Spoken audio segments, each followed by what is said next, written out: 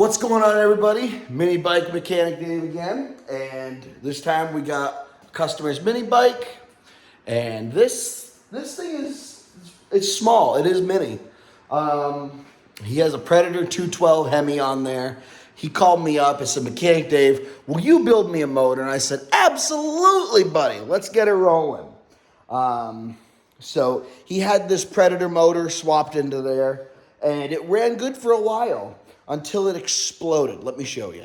Right there is something you never want to see on your bike engine. A hole in the block. So he did a governor delete, and from what I can tell, almost nothing else. He has a different carb on there, different spark plug, a different exhaust. But yeah, so he threw, I'm willing to bet, a rod bolt, or the rod actually exploded inside. So let's get this motor out of the bike, and let's break it down and see what happened inside, and we'll get to building it. All right, we got the motor out and on our workbench. Now I'm going to strip some parts off of this. I'll end up reusing the exhaust, the recoil start, the fuel tank, hopefully the internals, like the crank and the piston head, are in good shape. Hopefully the head is in good shape, didn't drop a valve. And other than that, everything else is getting replaced. All right, so I got the recoil cover off, and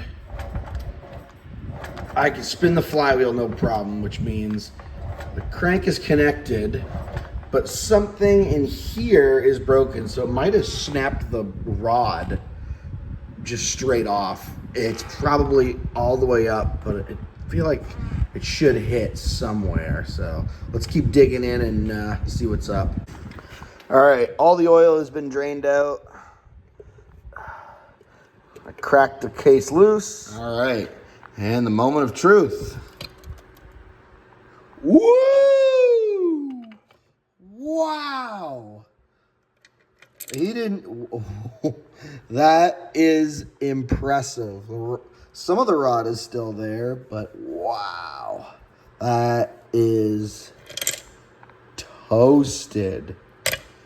Holy god damn. Given all of the parts that I have found, the crank is totally smoked.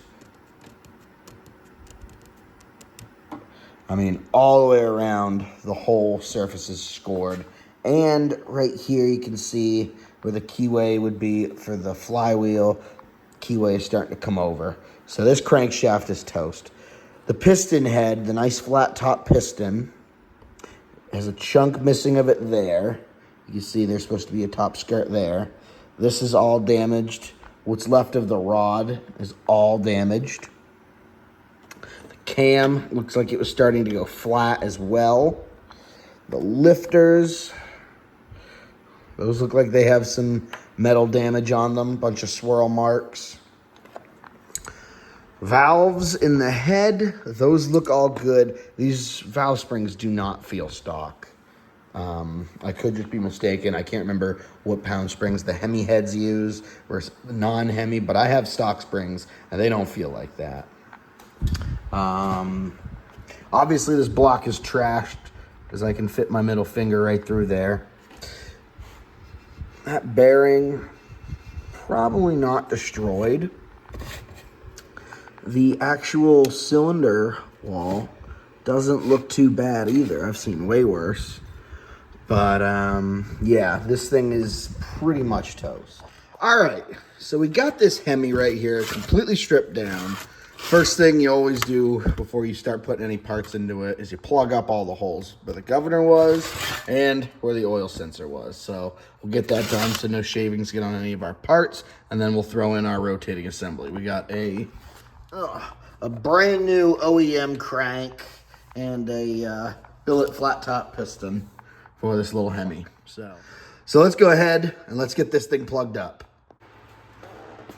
All right. So these bolts are about 1 inch long. I just cut 3/4 of an inch off. They do not need to be very big. And then I always throw a washer on there. And then they don't even come out all the way to protrude. But they lock tight with Loctite. That was a good joke. And then your self-tapping screws in there with red Loctite again. So $8 on Amazon, count of 50. Still haven't gone through them all. Built a bunch of motors. So now we are gonna go ahead and get the crank in there. We are using a brown box 320, 325 cam, and I've noticed a lot of them, it hits on this lip right here. So I'm just gonna go ahead and pre-clearance this because I can guarantee it's gonna hit. All right, right there you can see just how much I took off. Not a shitload, but just enough to give us clearance on that cam lobe, just because it does come into contact. And always remember, when using that burr bit, don't get on the fucking journal. So we're gonna go ahead and throw that baby on in there and get the rotating assembly installed. So this is why the engine blew up before, is because it didn't have this puppy, the arc billet rod. I can't remember the exact length. It says it right there on it. 0.308, 2.308, just stock length. But I mean, this is significantly stronger than the stock rods that kicked out of this thing. And then of course, it being a HEMI, we're gonna use our flat top piston, and then the key to everything, the brown box cam, 320 and 325 lift. I love using this cam. I found it works great, gives good power. So we're gonna go ahead and throw that in.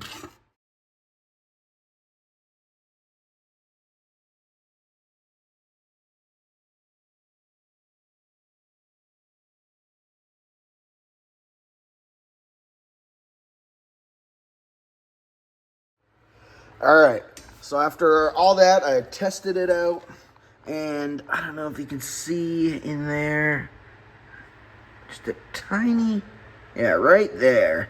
Had to clearance the block just a little bit to make room for the lobe.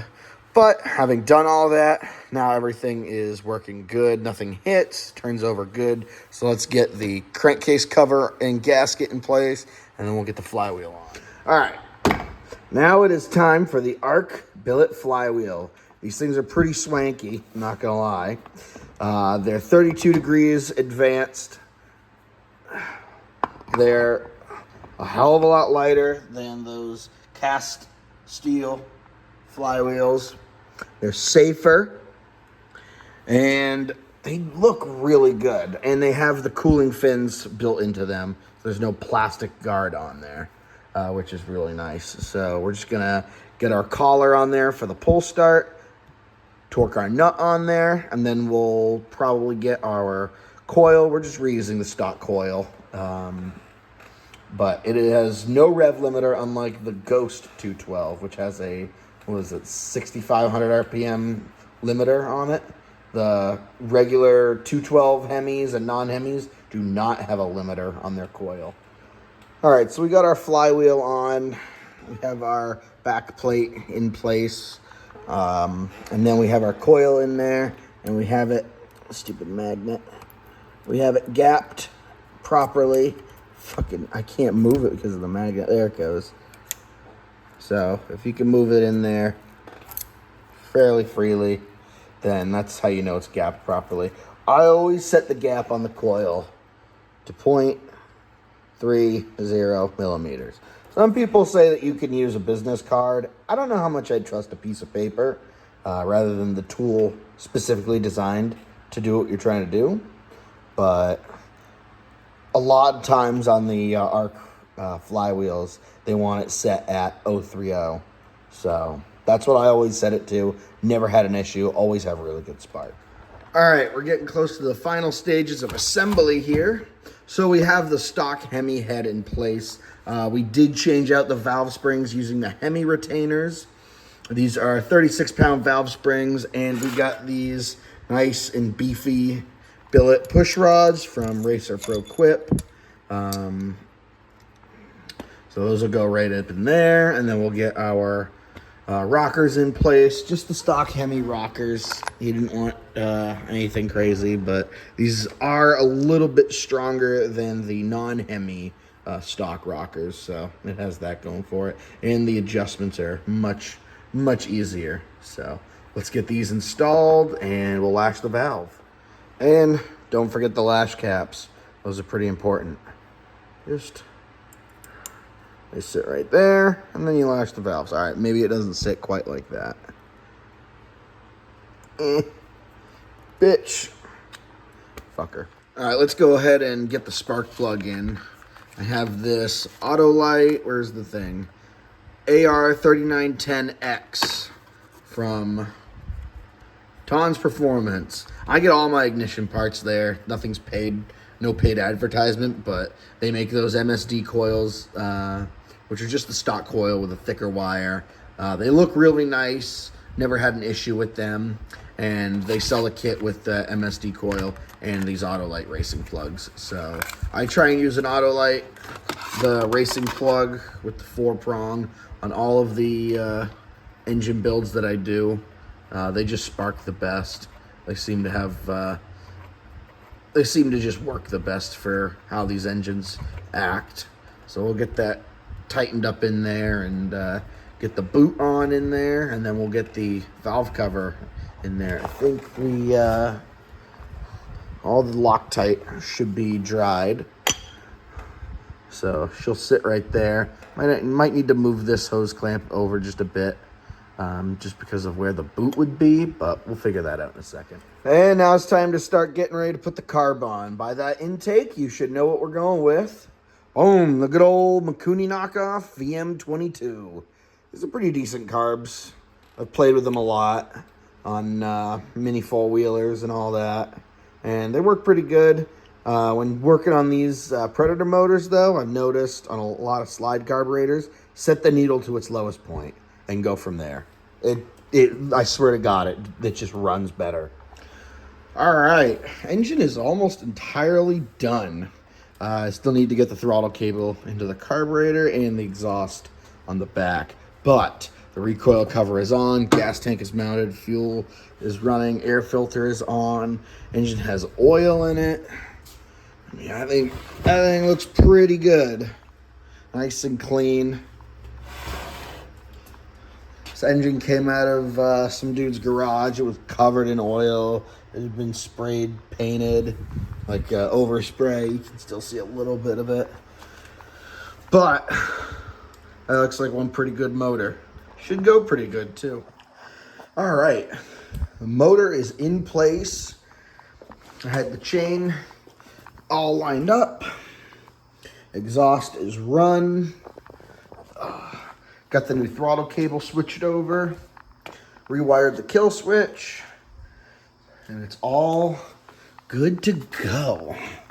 So now it's just a matter of running the engine a couple of times, breaking it in, changing out the oil, and then put the chain on the bike and take it for a ride.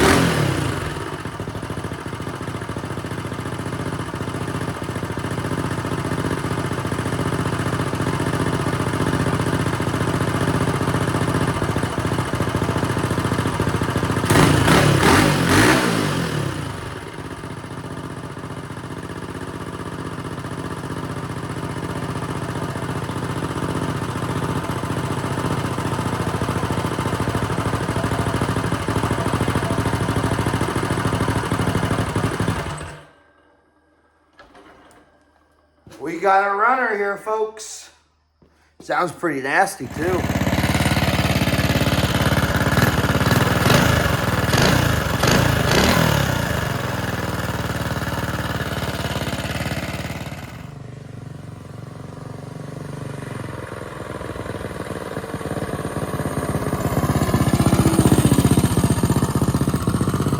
All right, everyone. I Thank you for watching. Make sure you like and follow. Subscribe if you haven't done so already. I'm coming to you from my new shed. I have a shed now. That's right. I'm a shed man. And I will see you in the next video where we do something not shed related.